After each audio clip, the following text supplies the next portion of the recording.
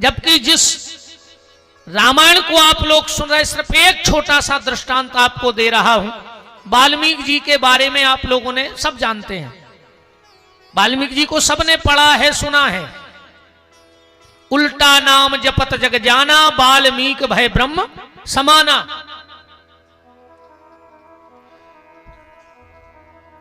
एक दिन नारद जी मंत्र दे गए, अब राम जाने मरा मरा जपा के राम राम जपा। हमारे हिसाब से तो मरा मरा भी राम ही राम है। आप 100 बार मरा मरा कहो, मैं चैलेंज देता हूं वो मरा मरा भी राम राम हो जाएगा। बोलो जल्दी जल्दी। मरा मरा मरा मरा मरा मरा मरा मरा मरा मरा मरा, राम ही तो न कर रहा। तो वाल्मीकि जी ने उल्टा नाम कैसे जपा? वाल्मीकि जी ने उल्टा नाम ऐसे जपा, उन्होंने वास्तव में राम राम नहीं कहा, उन्होंने मरा मरा ही कहा। क्यों कहा? क्योंकि वाल्मीकि की जो इष्ट थी वो माता जानकी थी। वाल्मीकि की इष्ट कौन थी? माता जानकी। वशिष्ठ जी की इष्ट कौन थी? माता जानकी। हाँ गर्ग जी, जब वशिष्ठ जी से ब्रह्मा जी ने कहा कि तुम जाओ और तुम्हें सूर्य वंश की पुरोहिताई करनी है, वशिष्ठ जी ने कह दिया पुरोहित कर्म अच्छा नहीं है, हम नहीं करेंगे। तो ब्रह्मा जी ने एक लोभ दिया कि जिस वंश में तुम जा रहे हो उसकी 71वीं पीढ़ी में स्वयं पर ब्रह्म परमात्मा प्रकट होंगे और तुम्हारे शिष्य बन जाएंगे। वशिष्ठ जी ने कहा पिताश्री ब्रह्मा, जब वो परमात्मा ही मेरा चेला होगा तो मैं साधना किसकी करूंगा? ब्रह्मा ने कहा तुम ब्रह्म को अपना शिष्य बनाना, पर ब्रह्म की जो पराशक्ति भगवती सीता है उनके नाम का जाप करना, वही तुम्हारा उद्धार करेंगे। इसलिए वशिष्ठ की इष्ट कौन है? भगवती किशोरी। और इसका एक प्रमाण देखो आप रामायण में, वशिष्ठ जी को क्रोध नहीं आया, वशिष्ठ को कभी क्रोध नहीं आया, यहां तक कि किसी के 100 बेटे उसकी आंख के सामने मार दिए गए हों। विश्वामित्र ने मारे 100 लड़के के नहीं मारे, आपने पढ़ा होगा शास्त्र को। 100 लड़के मार दिए। और जिस दिन विश्वामित्र अयोध्या आए तो वशिष्ठ जी ने गले से लगा लिया। कितनी बड़ी बात होगी। 100 बेटों का हत्यारा अपने, अरे अपनी एक लड़का है को मार देवे, अपन सुख से न रहने भी, जिंदगी को चाहे अपन बर्बाद हो जाए, पर 100 बेटों का हत्यारा जिस दिन आया वशिष्ठ ने हृदय से लगा लिया। पर क्रोध कब आया वशिष्ठ को? जब अपने इष्ट पे कष्ट देखा। तो 100 बेटों के मरने पे जिसे गुस्सा नहीं आती, पर जब अपनी इष्ट जानकी पे कष्ट देखा तो क्रोध, पहली बार क्रोध आया वशिष्ठ जी को। कब? जब कैकेयी ने कहा जाओ बलकल वस्त्र लेके आओ, तो 3 थाल में बलकल वनवासी कपड़े आए। अब राम जी तो गुरु जी के रहे हैं, उनको पहनना आता है। लक्ष्मण जी गुरुकुल में रहे हैं, उनको पता है। पर किशोरी जी ने तो कभी कमल के फूल की पंखुड़ी के नीचे पैर नहीं रखा। कितनी कोमल थी सीता जी पता है। जब विवाह होके आई हैं तो नायन सीता जी के पांव में महावल लगाने आई। एक पांव में महावल लगा दिया, इतने में उसे आ गया कुछ काम। जब वो लौट कर आई तो दौड़कर कौशल्या के पास गई, बोले महारानी जरा भीतर चलो। बोले क्यों? बोले मुझे समझ में नहीं आ रहा कि तुम्हारी बहू के कौन पांव में हमने माहो लगा, बिल्कुल गुलाबी पांव धरे माहो रही के कलर के।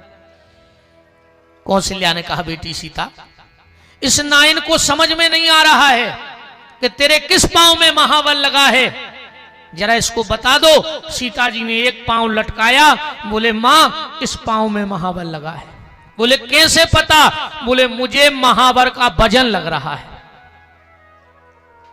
महावर का वजन लग रहा है मुझे। इतनी सुकुमार जानकी।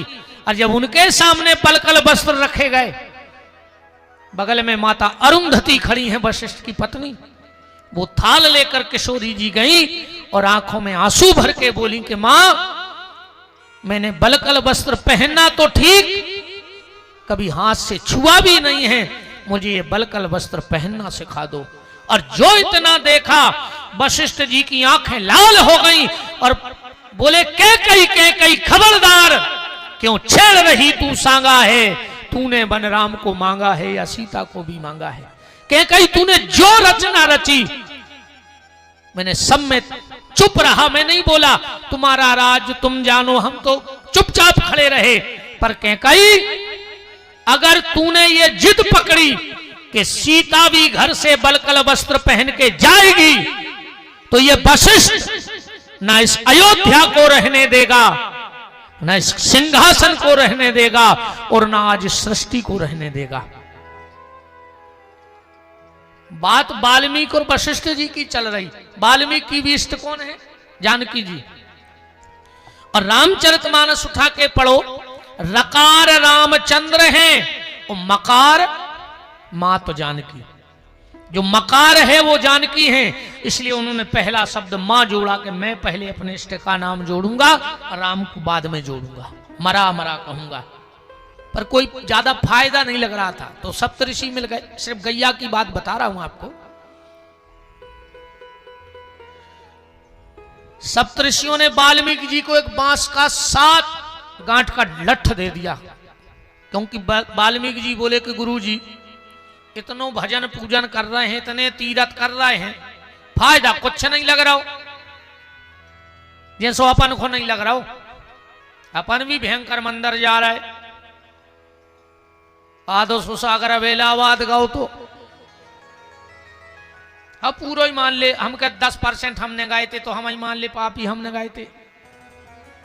मनो ऐसे लौट के कितने सुधर गए तुम तो जा बताओ, कितनों में बदलाव आ रहा हो तीरथ करवे के बाद। बात तो तब हती प्यारे कि एक बार तीरथ गए थे, और तीरथ की महिमा तो बा है कि तुम लौट के जहां बैठ जाओ उते तीरथ बन जाए, तो तीरथ जाओ सार्थक है। तुम जहां आके बैठ जाओ तो तीरथ बन जाए तो सार्थकता है।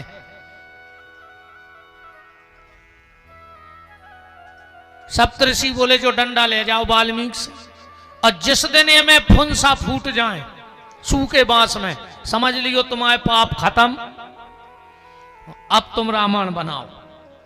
अब वाल्मीकि जी फिर भगे, ये नदिया, वो कुगा पे, ये मंदिर पे, ये चौतरा पे, जा माला जो हवन, दुनिया को जितो जानत सब कर दो, पर वो सूखे बांस में काय को फुंसा धरे। वाल्मीकि जी ने सोची मैंने ऐसो करका दो यार के फुंसा नहीं फूट रही है, मैं सो कंधा पे धरे चले जा रहे थे। सामने का देख रहे हैं वाल्मीकि जी कि एक बाड़े में 50 गन्ने बंद हैं, 10-15 कसाई वो बाड़े के घेरों लठ लाए घूम रहा है, और बाड़े के बगल में भरो है पानी। वाल्मीकि जी समझ गए कि ये गन्ने प्यासी हैं। एक बात और शायद आपको पता हो, जो ये कसाई होते हैं ये 8-8 दिन पहले से गैया को प्यासा रखते हैं, क्योंकि अगर गैया पानी के कमी के कारण मरती है तो इनको चमड़ा निकालने में सहूलियत होती, गैया चमड़ा छोड़ देती, इसलिए पानी नहीं पीने देते ये दुष्ट। वाल्मीकि जी ने देखा कि पानी भरा है, गैया वही तरफ देख रही, मुझे कसाई फाट को खोल नहीं रहे। वाल्मीकि जी ने सोची जैसे 70 से 72 पाप तो हमारे खत्म हो ही नहीं रहे, तो हम तो डाकू के डाकू हैं, अब हम जाके वही काम कर रहे हैं जो पेल करते।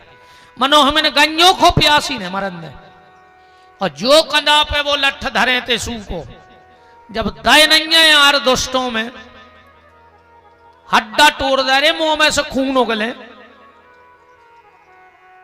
और जो फाट को खोलो और जो गन्यों ने पानी में मुंह रखो, वो सूखे बांस में 5-5 हाथ के फुंसा फूट के आ गए। आप वाल्मीकि रामायण उठा के पढ़ लियो, वाल्मीकि को चरित्र, ये गौ सेवा का फल है, ये गौ सेवा का फल है। तो रावण ने दोनों पर प्रहार किया। आजकल आदमी कहते हैं, हमने कई जनों सुनो कि रावण बहुत विद्वान हतो, जो हतो वो हतो। काय को विद्वान हतो? जो गाय को जिंदा जला दे, जो ब्राह्मणों को जिंदा जलाने का आदेश पारित कर दे, जो भगवान के भक्तों को जिंदा जलाने का आदेश पारित कर दे, वो काहे का विद्वान, वो काहे का वंदनीय, वो काहे का पूजनीय। और इस बात को नकारो कि ये चौपाई नहीं है रामायण में कि रावण ने इस चीज का आदेश दिया था कि जेहि देश धैन दुज पावई, नगर गांव पुनियाग लगावई। रावण का अत्याचार बढ़ा, पृथ्वी गाय बनकर देवताओं की सभा में गई, प्रार्थना करी। पृथ्वी ने कहा कि मुझे पहाड़ों का बोझ नहीं लगता है, मुझे नदियों का बोझ नहीं लगता है, पर जब व्यक्ति पाप करता है तो उसका बोझ मैं सहन नहीं कर पाती, मुझसे यह बोझ सहन नहीं होता। तो बोले अब ब्रह्मा जी बोले हमारे तो बस की है नहीं है रावण से निपटवो। कौन निपटेगा? बोले वो परमात्मा। बोले मिलेगा कहां?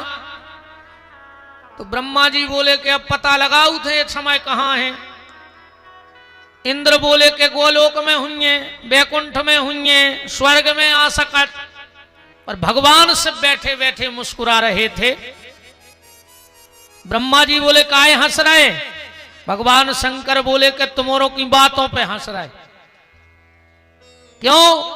बोले भगवान को कहीं ढूंढने नहीं जाना है। फिर भगवान कहाँ हैं? बोले अभी जग में सब राहत विरागी, अप्रेम ते प्रभु प्रगटे जिमियागी, हरि व्यापक सर्वत्र समाना। भगवान कण कण में है, कण कण में ठाकुर जी विराजे हैं। अब फिर यहां लोग एक प्रश्न करेंगे कि जब भगवान कण कण में हैं तो मंदिर काहे खोल जज्जे? प्रश्न तो कर है आदमी ने कर कि जब पंडित जी कह रहे भगवान कण कण में है तो मंदिर जावे की जरूरत का है? उनके लाने हमारा एक जवाब है कि पृथ्वी के नीचे पानी पानी है कि नहीं है? पृथ्वी के नीचे क्या है? पानी पानी है। जहां तुम लोग बैठे यहां भी पानी है। हम के 100 फुट 200 फुट 500 फुट मनो नीचे पानी है। पर अगर तुम्हें इसी वक्त प्यास लगे आए तो कहते हैं गिट्टा में मुंह मारन लग। अब तुम जा भी नहीं कह सकते, कहते पानी नहीं है, इतना ही पियो। पर जब प्यास लगेगी तो कहां भगोगे? टंकी की तरफ, नल की तरफ, कुआ की तरफ, नदिया की तरफ, क्योंकि वहां प्रगट पानी है।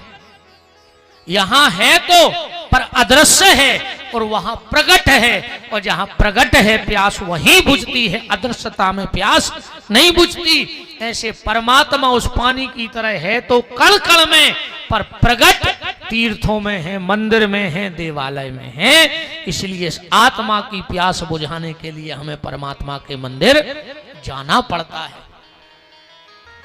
भगवान शिव बोले कि यही है भगवान, इसीलिए ढूंढने की कोई आवश्यकता नहीं है। बोले फिर? बोले प्रेम ते प्रगट हो मैं जाना। भगवान प्रेम से प्रकट होंगे तो बोले प्रार्थना करो। सब देवताओं ने प्रार्थना करी, जय जय सुर नायक जन सुखदायक, प्रणत पाल भगवंता, गोद जिहितकारी जय असुरारी, सिंधु सुधा प्रिय कंता, पालन सुर धरनी अद्भुत करनी, मरम न जाने कोई, जो सहज कृपाला दीन दयाला, करहूं अनुग्रह सोई। आकाशवाणी हो गई जन डर प्यऊ, मुनि से दसुरेसा, तुम ही लाग धर हो नर भेसा। बिल्कुल मत डरो, अपने अपने घर चले जाओ, अब हम अवतार लेंगे। बोले किसके यहां? बोले महाराज मनूर शत्रुपा, जो पिछले जन्म में मेरी साधना की और अब वो दशरथ कौशल्या बन गए हैं। आइए हमारे परम श्रद्धेय आचार्य गण, आचार्य बड़े भैया श्री राम जी दुबे और आदरणीय बड़े भैया श्री जयराम जी उपस्थित हैं, उनका बहुत बहुत मान है।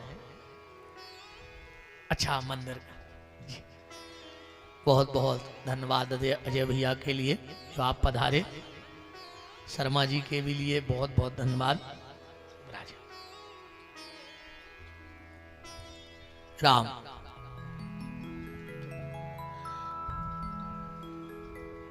गोस्वामी जी राम जन्म की भूमिका बना रहे हैं।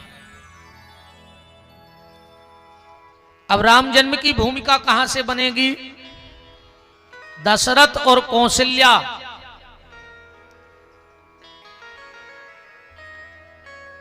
महाराज दशरथ की आयु कितनी हो गई है? 60,000 वर्ष, चौथापन लग गया है। पर महाराज दशरथ के यहां अभी तक कोई संतान नहीं है। पर महाराज दशरथ को चिंता नहीं है। क्यों? क्योंकि उनको याद है कि भगवान ने कह दिया था और हमने भगवान से मांगा था, चाहूं तुम्हें समान सुत प्रभूषण कवन दुराव।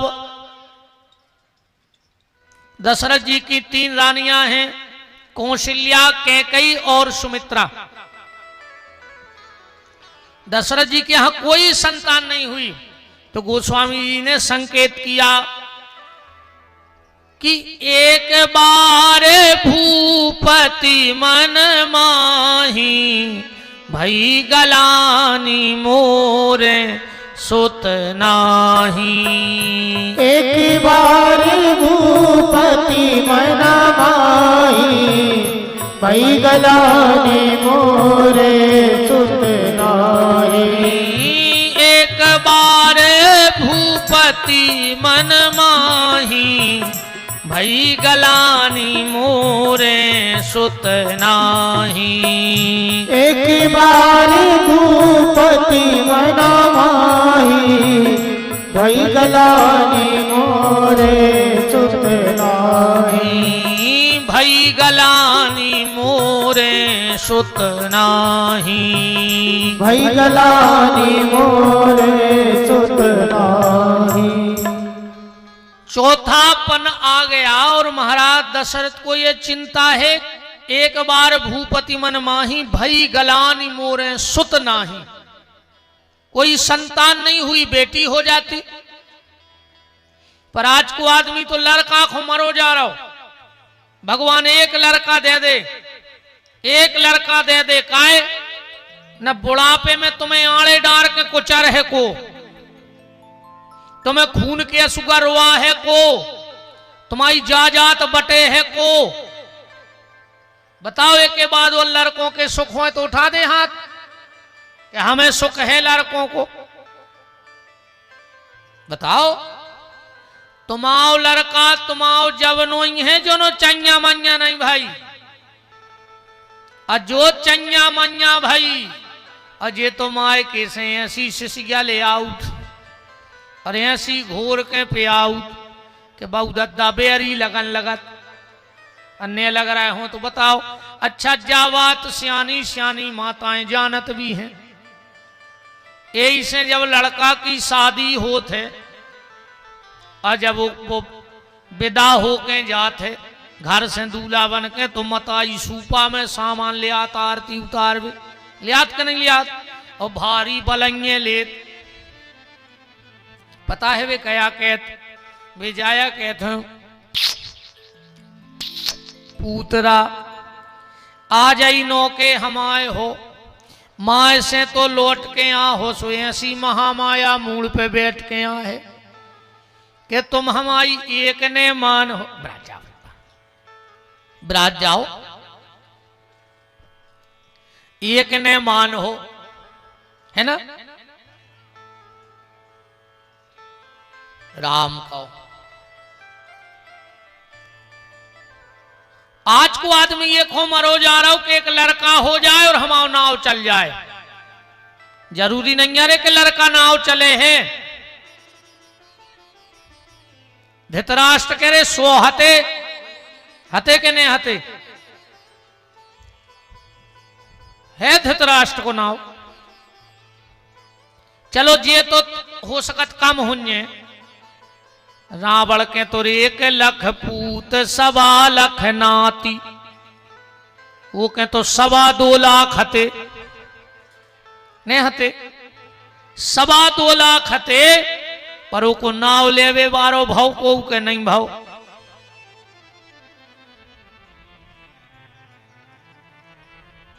राम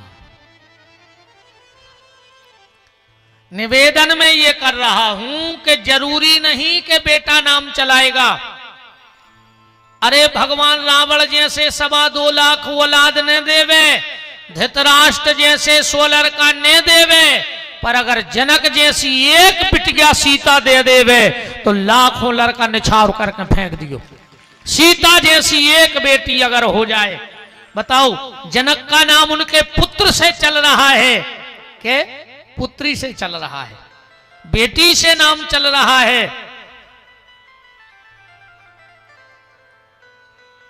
मीरा का नाम, माता सबरी का नाम, कर्मा देवी का नाम, झांसी की रानी का नाम, दुर्गावती का नाम, अवंतिका देवी का नाम, ये अपने किस नाम से चल रहा है? इनके परिवार के बेटी के नाम से चल रहा है कि नहीं चल रहा है? दशरथ जी को बड़ी गलानी हुई कि हमारे यहां कोई संतान नहीं है। तो जीवन में जब कष्ट आवे तो व्यक्ति को क्या करना चाहिए? नीचे की रामायण की चौपाई लिखी है कि गुरु ग्रह तुरत गए महिपाला, और चरण लाग कर विनय विशाला, निज दुख सुख सब गुरु ही सुनावा। दशरथ जी गुरु जी के चरणों में लिपट गए, बोले गुरुदेव अब तो आप ही हमारे सहारे हो, आप ही कुछ करो, आप ही कुछ करो।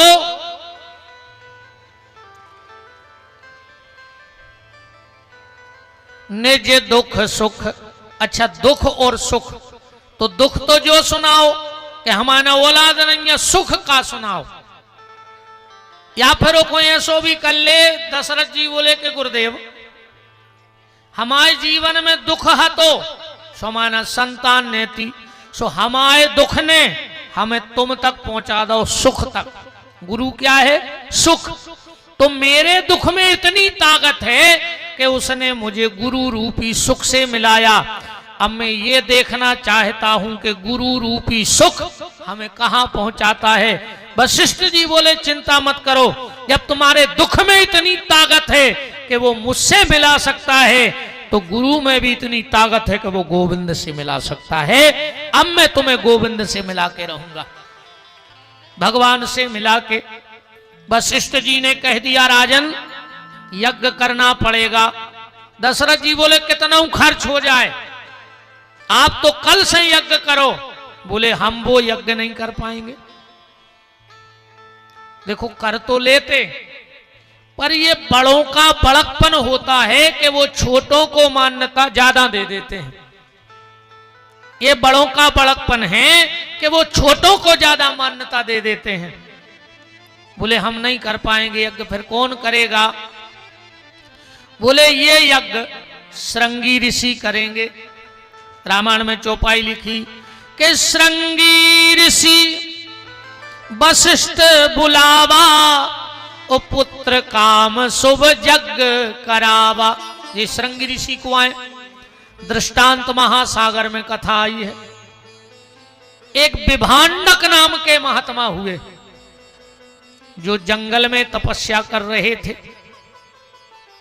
जब इनकी तपस्या पूर्णता पे आने लगी तो रंभा नाम की अप्सरा ने इनकी तपस्या को खंडित कर दिया और इनका तेज गिर गया जमीन में। एक हिरणी ने उस तेज को चाट लिया और वो हिरणी हो गई गर्भ से, उसके गर्भ रह गया। उसके यहां एक बच्चा हुआ जो शरीर तो इंसान जैसा था पर उसके सींग हो गए। इनका नाम ही श्रृंगी ऋषि पड़ा। विभांडक ऋषि ने विचार किया कि हम स्त्री को जानते थे, तो स्त्री को देखकर हम मोहित हुए, पर अब हम अपने बेटा को दूसरी स्त्री देख नहीं दें। जब वो स्त्री के बारे में जान है ही नहीं तो मोहत कहां से हुई है। जंगल में रख के पाला पोसा बड़ा किया। उसी समय अयोध्या में भयंकर अकाल पड़ गया। बूंद बूंद की त्राही मच गई, जनधन की आनी हानि होने लगी। दशरथ जी ने वशिष्ठ जी से कहा, गुरुदेव गुरुदेव अब आप कोई उपाय बताओ। बोले एक ही उपाय है, अगर श्रृंगी ऋषि का पांव अयोध्या की भूमि में पड़ जाए तो बारिश हो जाएगी, पर उनको लाना बहुत कठिन है। बोले हम प्रार्थना करेंगे। बोले नहीं मानेंगे, उनको तो छल से लाया जा सकता है। तो छल के द्वारा श्रृंगी ऋषि को अयोध्या लाया गया। भयंकर बारिश हुई, पर जब विभांडक को पता लगा कि दशरथ मेरे पुत्र को छल से उठा ले गया, तो जे फरसा लेके दौरे हैं, मारवे पूरी अयोध्या को विनाश करवे। वशिष्ठ ने कहा, राजन बस अब एक ही उपाय है, दोनों हाथ पीछे बांध लो, गले में गाय बांधने वाली रस्सी टांग लो और मुंह में एक घास का तिनका दमा के अयोध्या की सीमा में खड़े हो जाओ, वरना एक संत के क्रोध से अब अयोध्या को कोई नहीं बचा सकता। और जितने जल्दी हो सके जो तुमने काशीराज की बिटिया जिसका नाम है शांता, उसका विवाह कर दो श्रृंगी से। तो काशीराज की जो गोद ली हुई बेटी दशरथ जी की थी जिसका नाम था शांता, उसका विवाह किया। और अपनी गद्दी पे जब इतना सम्मान देखा तो विभांडक का क्रोध शांत हो गया। ये दशरथ जी के दामाद भी हैं श्रृंगी ऋषि, उनको बुला लो तो यज्ञ हो जाएगा। दशरथ जी ने कहा, सुमंत जाओ, श्रृंगी ऋषि के यहां निमंत्रण ले जाओ। वशिष्ठ जी बोले रुक जाओ, श्रृंगी ऋषि के यहां राजा दशरथ नहीं जाएगा, ना राजा दशरथ का मंत्री जाएगा। बोले फिर कौन जाएगा? बोले वहां एक याचक दशरथ जाएगा, एक भिखारी दशरथ जाएगा, एक मांगने वाला दशरथ बन के जाएगा। क्यों? कि संत के दरवाजे कभी धन के अभिमान में नहीं जाना चाहिए, ज्ञान के अभिमान में नहीं जाना चाहिए, और मान की कामना लेके नहीं जाना चाहिए कि हम वहां जाएंगे तो हमें सम्मान मिलेगा। क्योंकि जो मंदिर में संत के सामने तीर्थों में सम्मान की कामना लेके जाते हैं, मैं चैलेंज देता हूं, ना तो उसे भगवान मिलेगा, ना जप का ना ध्यान का कोई फल मिलेगा।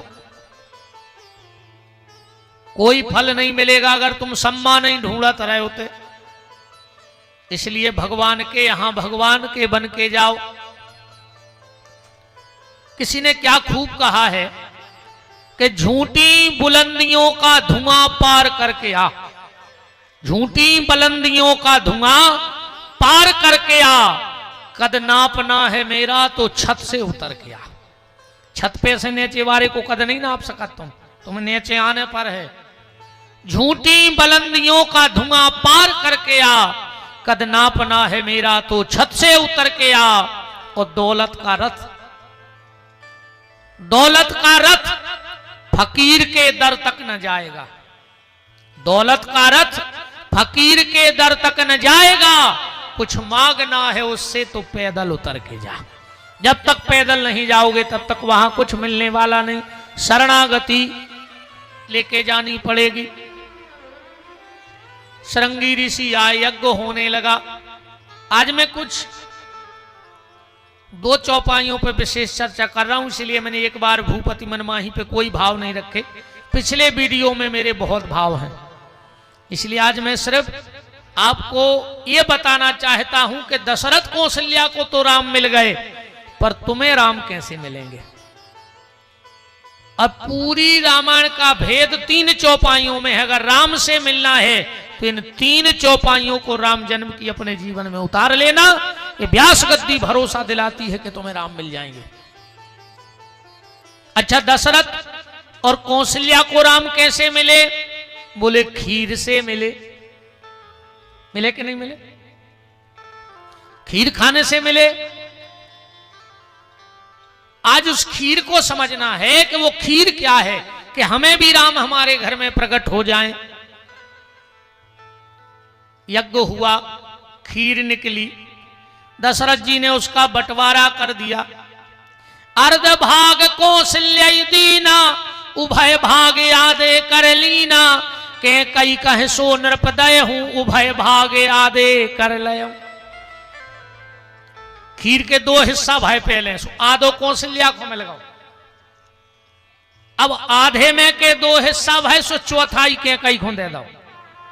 आनंद रामायण में ऐसी भी कथा आउत है कि जैसे ही केकई के हाथ पे वह खीर रखी गई, तो एक सुबरचला नाम की अप्सरा, जो संतों के श्राप से गीध बन गई थी, गिद्धी, वो आई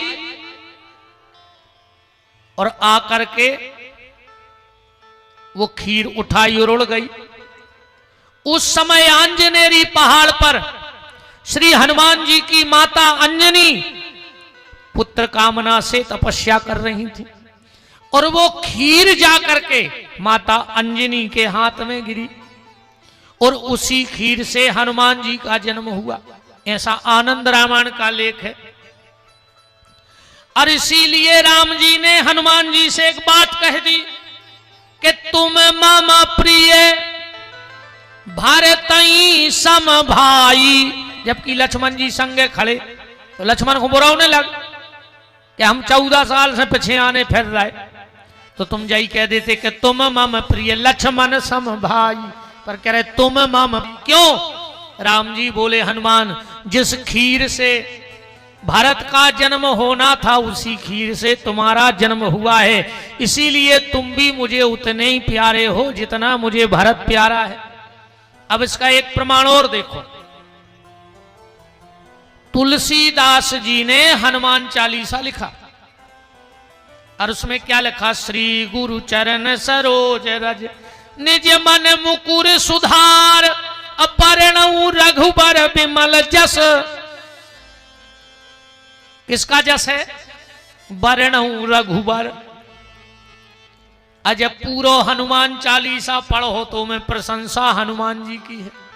तो ऐसे तो जो लग रहा हो कि माल कछु और लेवल कछु और चिपका के मार्केट में बेच दोगे। बताओ, राम जी की प्रशंसा है क्या हनुमान चालीसा में? हनुमान जी की प्रशंसा है, पर छापा काय को लगो? कौन कंपनी को? बरणऊ रघुबर विमल जस।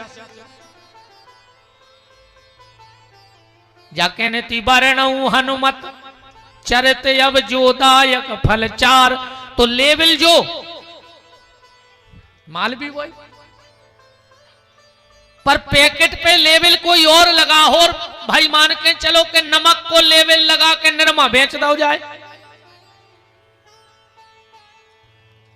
तो छाप राम जी की लगी है, अब प्रशंसा हनुमान जी की हो गई। इसका कारण क्या है? पहले तुलसीदास जी यही लिख रहे थे कि बरणऊ हनुमत चरित अब, इतनो लिखे और सवेरे मिटो मिले। एक दिन तुलसीदास जी ने हनुमान जी से शिकायत करी कि हम एक ग्रंथ लिख रहे हैं। और ये ग्रंथ लिखा कहां गया? हनुमान चालीसा शायद आपको पता होगा कहां लिखा गया था? जेल में। हनुमान चालीसा की रचना कहां हुई? जेल में। जब बादशाह से शिकायत कर दी कि एक फकीर है हिंदू समाज का और अपने आप को बड़ा चमत्कारी बताता है, बादशाह ने उठा के जेल में डाल दिया तुलसीदास जी को। अब फिर जब उनने हनुमान चालीसा लिखा, तो कहते हैं कि बादशाह के राज में इतने बंदर आए कि हनुमान जी को, तुलसीदास जी को रिहा करना पड़ा, क्षमा मांगनी पड़ी बादशाह को। तो जेल में लिख रहे थे, मिटो में ले। तुलसीदास जी ने हनुमान जी से प्रार्थना करी कि हम एक ग्रंथ लिख रहे हैं, कोनो मिटा देत। हनुमान जी बोले हम ही मिटा देत। कोनो नहीं मिटा रहा। बोले काय? बोले तुम्हें जा परमिशन कोने दई के तुम हमारा चरित्र लिखो? किसने कहा कि मेरी प्रशंसा करो? बोले फिर? बोले तुम्हें प्रशंसा करने तो फिर अकेले हमारे प्रभु की प्रशंसा करो। तुलसीदास जी ने बोली अब क्या करें जी, तो मिटा दे। तो तुलसीदास जी को खबर आ गई कि हनुमान जी भी रघुबरई हैं। कैसे? बोले जोन खीर से जे चारई भज्जा भाई वही से तो हनुमान जी भाई, वही खीर से हनुमान जी भाई। तो बोले लिख दे परिणऊ रघुबर विमल जस। हनुमान जी बोले अब लिख दे। तुलसीदास जी बोले अब कबे आहो? बोले जोंदना जो ग्रंथ पूरो हो जे। हनुमान जी बोले तो आज जो एक बार लिखो भर जाए पूरो। तुलसीदास जी ने जल्दी जल्दी लिखो। लिख के शंकर जी की सील ठप्पा मरवा दी। होए सिद्ध साक्षी गौरी सा। हनुमान जी आए, बोले लिखोगा? बोले हाओ। बोले ऊपर को अब तो टेम नहीं है हमें भजन में बैठना, से ऊपर की लेन पढ़ाओ। बोले रघुबरनऊ रघुबर महा। बोले ठीक है। बोले आखिरी की ओर पढ़ा दे। बोले होए सिद्ध साक्षी गौरी सा। तुलसीदास जी बोले हम दस्तखत करवा ले आए। उन्हें पढ़ के कह दी सही है। हनुमान जी बोले जब शंकर जी ने कह दी तो सही कहा, बीच को कछून ने पढ़ो ही नहीं है। बोलो वृंदावन बिहारी लाल की जय। वरना हनुमान जी कभी अपनी प्रशंसा नहीं सुनते। और हम सबसे बड़ी गलती ये करते हैं,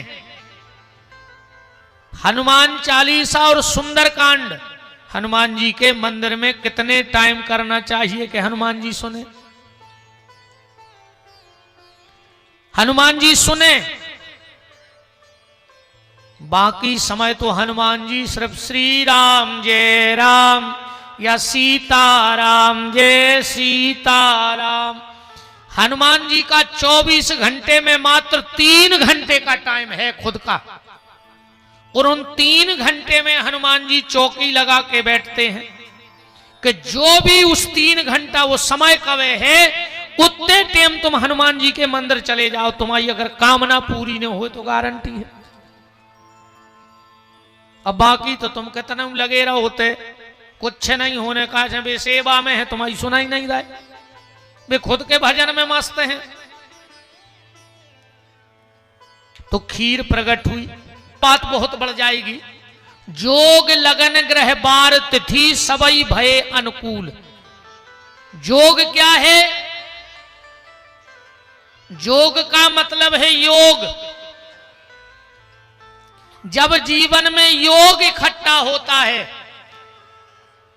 तो लगन, लगन कौन सी? पंचांग वाली लगन नहीं,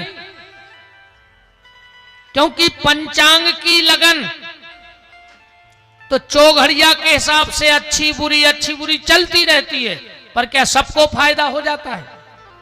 नहीं होता। तो लगन कौन सी हो? बोले मीरा वाली लगन लग जाए।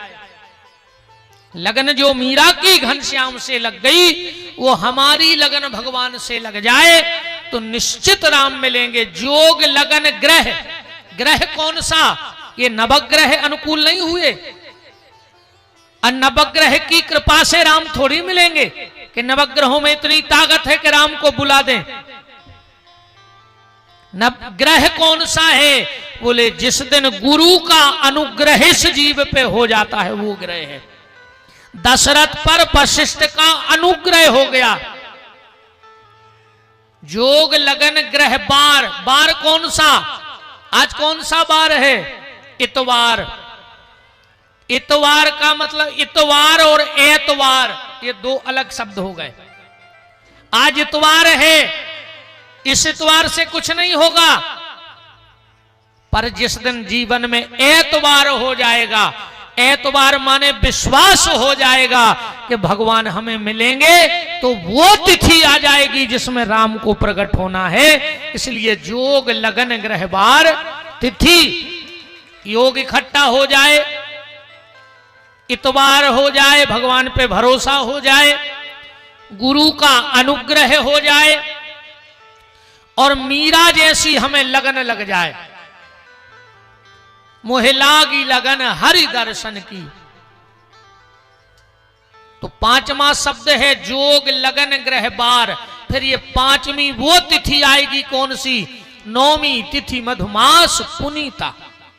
अब नौ के भी कई अर्थ बनेंगे, पर एक अर्थ ये लगा लो कि नवदा भक्ति जिसके जीवन में आ जाएगी उसको राम मिल जाएंगे। ये 9 है। या फिर 9 का अंक पूर्ण अंक है, और जिस दिन तुम्हारे जीवन में पूर्णता आ जाएगी उस दिन राम तुम्हें मिल जाएंगे। चैत के महीने में राम जी आए, मतलब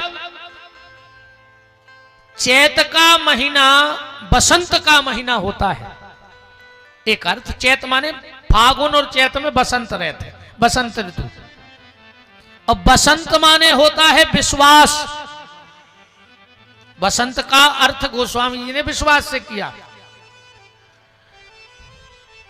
पर मेरे हिसाब से जिस दिन चैत आ जाएगा, मतलब तुम्हारा ये चित्त रूपी चैत बसंत से भर जाएगा, मतलब तुम्हारे चित्त में किसी संत की कृपा माने बसंत, तुम्हारे चित्त में किसी संत की कृपा बस जाएगी, वो बसंत है। तो अपने आप शुक्ल पक्ष होगा। शुक्ल माने होता है सफेद। हमारे आचार्य लोग बैठे, शुक्लांबरधरम देवम शशि वर्णम चतुर्भुजम प्रसन्न वदनम ध्यायेत सर्व विघ्नो प्रशांत। तो शुक्ल माने सफेद। जब तुम्हारे चित्र रूपी चैत में कोई संत की कृपा बसंत बन के बस जाएगी तो शुक्ल माने तुम्हारा चित्त साफ हो जाएगा। और जब चित्त साफ हो जाएगा तो साथ में पक्ष लगेगा। किसका? बोले राम तुम्हारे पक्ष में खड़े हो जाएंगे और कृष्ण तुम्हारे पक्ष में खड़े हो जाएंगे। ये पूरा, अब विवेचना तो बहुत थी पर अब समय हो गया है। तो जोग लगन ग्रह बार तिथि सबई भय अनुकूल। 9 का अंक आ गया, नवदा भक्ति आ जाए, चैत चित्त शुद्ध हो जाए, बसंत संत की कोई वाणी तुम्हारे हृदय में बैठ जाए, तुम्हारा मन शुक्ल माने सफेद हो जाए, तो तुरंत पक्ष में भगवान तुम्हारे खड़े हो जाएंगे। और इसलिए गोस्वामी जी को लिखना पड़ा, भय प्रगट कृपाला दीन दयाला। दौड़े लग गई है एमएस गार्डन में।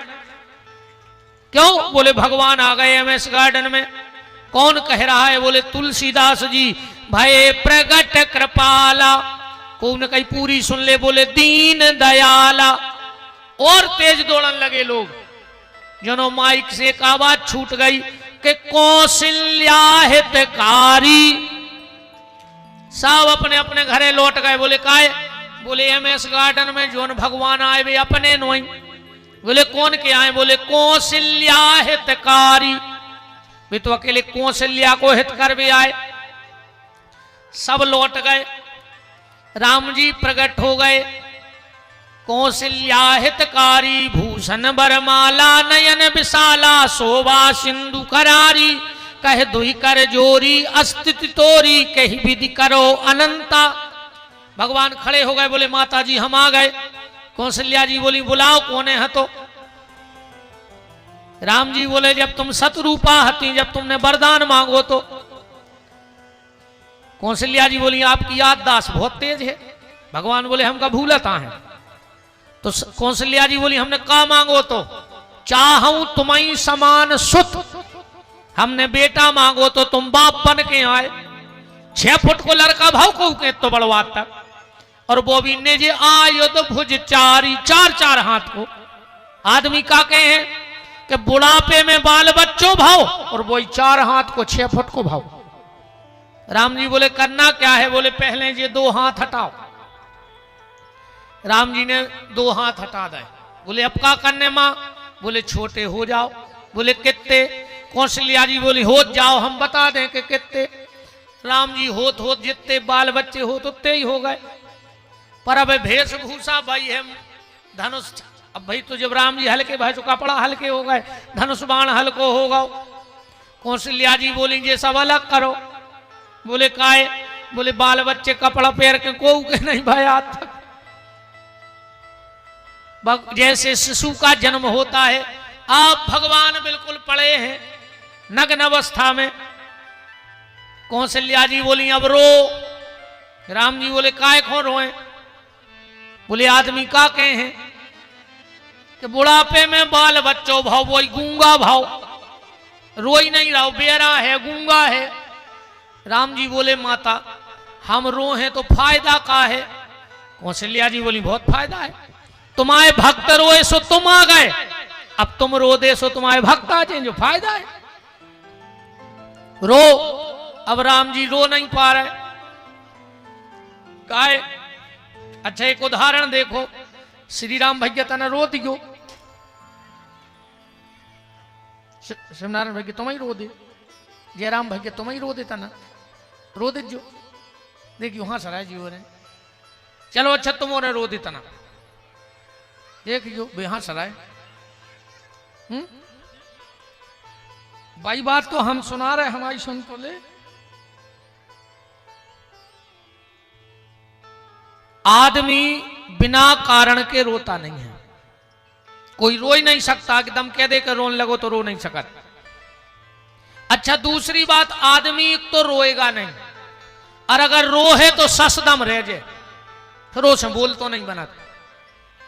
बिटिया की विदा करके बाप एक जगह जाकर टिक के बैठ जाता, को गाँव कहने लगे चाचा टेंट बाद में यार, कल कल कल कर है सबको, इतने शब्द न कर आ मानिया बस के। आदमी तो रोहे ने, और रोहे तो ससदम रह जाए।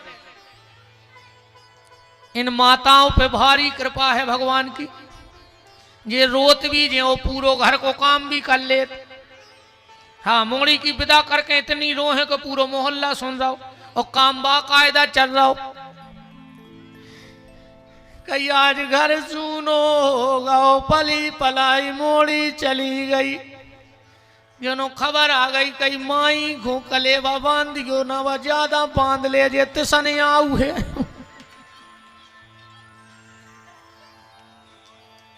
कई फुगा की चप्पलें देख लियो पीछे धरी है, तो न मिठिया देख ले न वो डड़ेल तेल ले जाए। रोत जे और बतिया जे, जब भारी कला है आपरों में, आदमी रो के बतिया नहीं सके, दम नन्या कौन जे रो नहीं पाए जे बतिया है का,